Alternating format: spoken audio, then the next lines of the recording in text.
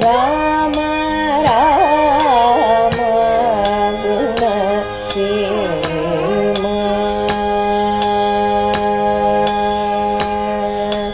ರಾಮ ರಾಮ ಗುಣ ಸೇಮ. ಶ್ರೀಮತೆ ರಾಮಾನುಜಾಯ ನಮಃ. ಕೂಜಂತಂ ರಾಮರಾಮೇತಿ ಮಧುರಂ ಮಧುರಾಕ್ಷರಂ ಆರುಹ್ಯ ಕವಿತಾಶಾಖಾಂ ವಂದೇ ವಾಲ್ಮೀಕಿಕೋಕಿಲಂ. ಹೇಮಾದ್ರಿನಿಭಗಾತ್ರಾಯ ಸೀತಾಶೋಕವಿನಾಶಿನೇ ರಾಮಾಂಘ್ರಿ ಸೇವಕಾಯ ಸ್ಯಾದ್ ಆಂಜನೇಯಾಯ ಮಂಗಳಂ. ಪುಣ್ಯಾಂಭೋಜ ವಿಕಾಸಾಯ ಪಾಪಧ್ವಾಂ ತಕ್ಷಯಾಯ ಚ ಶ್ರೀಮಾನ್ ಆವಿರಭೂದ್ಭೂಮೌ ರಾಮಾನುಜ ದಿವಾಕರಃ. ತಸ್ಮೈ ರಾಮಾನುಜಾರ್ಯಾಯ ನಮಃ ಪರಮಯೋಗಿನೇ ಯಶ್ರುತಿಸ್ಮೃತಿಸೂತ್ರಾಣಾಂ ಅಂತರ್ಜಲಮಶೀಷಮತ್. ಇಂದ್ರಜಿತ್ತು ಅದೃಶ್ಯನಾಗೇ ಇದ್ಕೊಂಡು ಅಂತರ್ಧಾನ ಆಗಿಬಿಟ್ಟು ಆಕಾಶದಲ್ಲಿ ಮಾಯಾಯುದ್ಧ ಪ್ರಾರಂಭ ಮಾಡ್ತಾನೆ. ರಾಮ ಲಕ್ಷ್ಮಣರ ಮೇಲೆ ಸರ್ಪಾಸ್ತ್ರಗಳನ್ನು ಬಿಡ್ತಾನೆ. ಅವರಿಬ್ಬರಿಗೂ ಸರ್ಪಾಸ್ತ್ರ ಕಟ್ಟಾಕ್ಬಿಡುತ್ತೆ. ಲಂಕೆಗೆ ಬಂದು ಇಂದ್ರಜಿತ್ತು ರಾವಣನಿಗೆ ಹೇಳ್ತಾನೆ, ನಾನು ರಾಮ ಲಕ್ಷ್ಮಣರಿಬ್ಬರನ್ನು ಸಂಹಾರ ಮಾಡಿಬಿಟ್ಟೆ ಅಂತಾನೆ. ಇದನ್ನು ಕೇಳಿದಂತಹ ರಾವಣನಿಗೆ ತುಂಬ ಸಂತೋಷ ಆಗಿಬಿಟ್ಟು ಅವನು ಸಿಂಹಾಸನದಿಂದ ಕೆಳಗೆ ಬಂದು ಇಂದ್ರಜಿತ್ನ ಆಲಿಂಗಿಸ್ಕೊಳ್ತಾನೆ.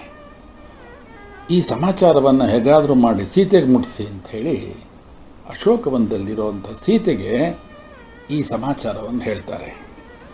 ಸೀತೆಗೆ ತುಂಬ ದುಃಖ ಆಗಿಬಿಡುತ್ತೆ.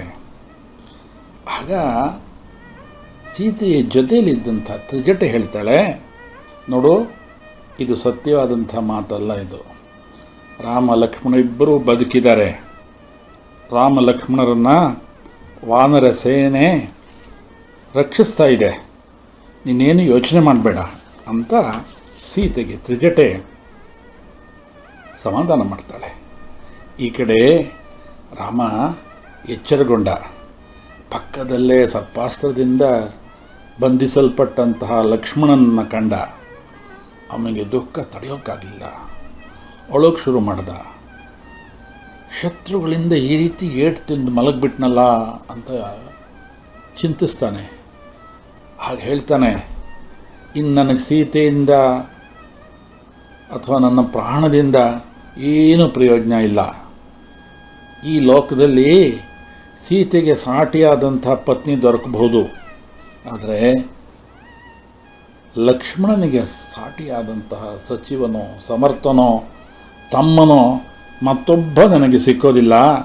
ಇದು ಸಾಧ್ಯವೇ ಇಲ್ಲ. ನಾನು ಹೇಗೆ ಅಯೋಧ್ಯೆಗೆ ಹೋಗಲಿ, ಹೇಗೆ ಎಲ್ರಿಗೂ ಮುಖ ತೋರಿಸ್ಲಿ, ಲಕ್ಷ್ಮಣ ಎಲ್ಲಿ ಅಂದರೆ ನಾನು ಏನು ಹೇಳಲಿ ಅಂತ ಈ ರೀತಿ ವಿಲಾಪಿಸ್ತಾನೆ. ಕೊನೆಗೆ ಹೇಳ್ತಾನೆ, ನಾನಿಲ್ಲೇ ದೇಹತ್ಯಾಗ ಮಾಡಿಬಿಡ್ತೀನಿ ಅಂತಾನೆ.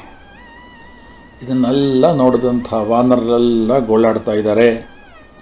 ವಾನರರೆಲ್ಲ ಚೆಲ್ಲಾಪಿಲ್ಲಿ ಆಗಿಬಿಟ್ರು. ಜಾಂಬವಂತ ಧೈರ್ಯ ಹೇಳ್ದ. ಕೊನೆಗೆ ವಾನರರೆಲ್ಲ ಒಟ್ಟಾದರು. ವಿಭೀಷಣ ರಾಮ ಲಕ್ಷ್ಮಣರಿಬ್ಬರಿಗೂ ನೀರು ತಂದ, ಕಣ್ಣುಗಳನ್ನೆಲ್ಲ ತೊಳೆದ. ಸುಗ್ರೀವನ ಮಾವ ಸುಶೇಷಣ ಅಲ್ಲಿದ್ದ. ಅವನಿಗೆ ವೈದ್ಯಶಾಸ್ತ್ರ ಚೆನ್ನಾಗಿ ಗೊತ್ತಿತ್ತು. ಅವನಿಗೆ ಈ ಚಿಕಿತ್ಸೆಗಳೆಲ್ಲ ಚೆನ್ನಾಗಿ ಗೊತ್ತು. ಅವನು ಹೇಳಿದ, ಇದಕ್ಕೆ ಒಂದು ದಿವ್ಯೌಷಧ ಇದೆ, ಅದು ಕ್ಷೀರಸಾಗರದಲ್ಲಿದೆ. ಅಲ್ಲಿರುವಂಥ ಚಂದ್ರ ಮತ್ತು ದ್ರೋಣ ಪರ್ವತದ ಮಧ್ಯದಲ್ಲಿ ಒಂದು ಪರ್ವತ ಇದೆ, ಅದರಲ್ಲಿ ಇದನ್ನು ತರಬೇಕು.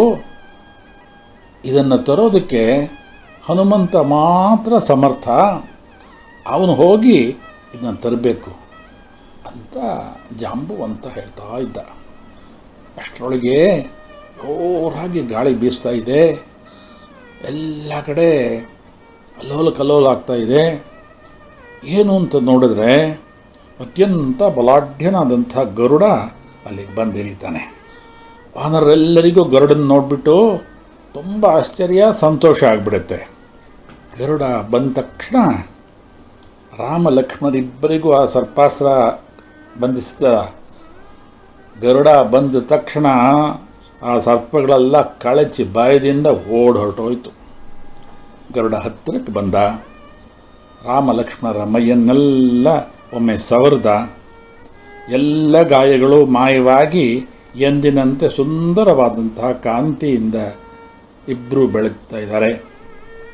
ಗರುಡನ ಸ್ಪರ್ಶ ಆದ್ದರಿಂದ ರಾಮಲಕ್ಷ್ಮಣರಿಗೆ ತೇಜಸ್ಸು, ಉತ್ಸಾಹ, ಸ್ಮರಣಶಕ್ತಿ ಮೊದಲಿಗಿಂತ ಇಮ್ಮಡಿ ಆಯಿತು. ವಾನರರೆಲ್ಲರಿಗೂ ಆನಂದ ಆಯಿತು. ಗರುಡ ರಾಮಲಕ್ಷ್ಮಣರಿಗೆ ಪ್ರದಕ್ಷಿಣೆ ಮಾಡಿ ರಾಮಲಕ್ಷ್ಮಣರನ್ನು ಆಲಿಂಗಿಸಿಕೊಂಡು ಆಕಾಶಕ್ಕೆ ಹಾರಿದ. ಮುಂದಿನ ರಾಮಕಥೆ ನಾಳೆ. ಲೋಕಾ ಸಮಸ್ತ ಸುಖಿನೋ ಭವಂತು. ಶ್ರೀಮತೇ ರಾಮಾನುಜಾಯ ನಮಃ.